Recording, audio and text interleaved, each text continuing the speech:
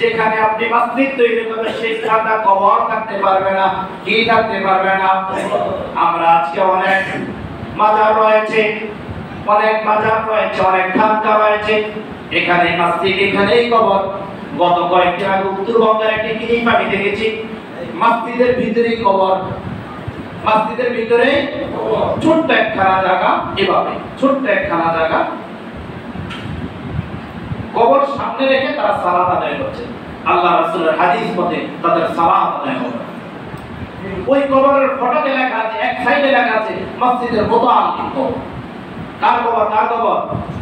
মসজিদের মুতাআল্লিম আপনি হয়েছেন, আলহামদুলিল্লাহ। আল্লাহ তাআলা আপনাকে টাকা দিয়েছে, আল্লাহ তাআলা আপনাকে ধন দিয়েছে, আল্লাহ তাআলা আপনাকে যোগ্যতা দিয়েছে, আপনি মুতাআল্লিম হওয়ার যোগ্যতা রেখেছেন, তার জন্য কি মসজিদে আপনার কবর করতে হবে? এরকম দুষ্ট প্রকৃতির লোক আমাদের মুতাআল্লিম আছে নাকি নাই? কবরে জমি দিয়েছি আমি, এই মসজিদের মালিক আমি, বেটা আমার কবর যদি এখানে না হয় আমার কবর হইব কই? সে কি আল্লাহকে সন্তুষ্ট করার জন্য মসজিদ দিয়েছিল না? তাহলে আল্লাহকে সন্তুষ্ট করার জন্য মসজিদ যদি দিয়ে থাকে, তাহলে মসজিদের মধ্যে তার কবর হবে কেন?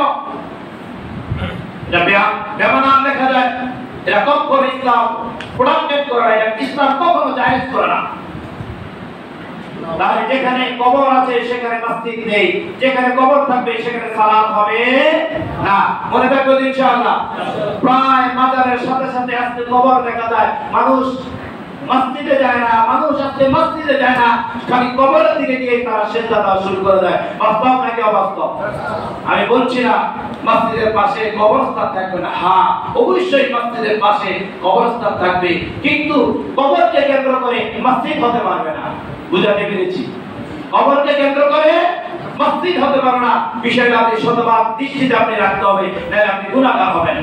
তারপর মসজিদের অন্যতম আদব হচ্ছে, মসজিদে আপনি যখন প্রবেশ করবেন তখন আপনি আল্লাহ সুবহানাহু ওয়া তাআলা একজন বান্দা হয়ে এই নিয়ত করে ঢুকবেন, আল্লাহ আমি পৃথিবীর সকল কিছু থেকে মুখ ফিরিয়ে এই মুহূর্তে আমি তোমার কাছে হাজির হলাম।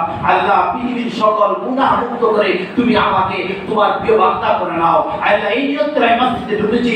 আপনার এই 10টি নিয়ত, এই 10টি আমল যদি আপনার ভিতরে যদি লালন যদি করতে পারেন, আল্লাহ তাআলা আপনাকে তার প্রিয় বান্দা বানিয়ে নেবেন। চিৎকার করছি সুবহানাল্লাহ।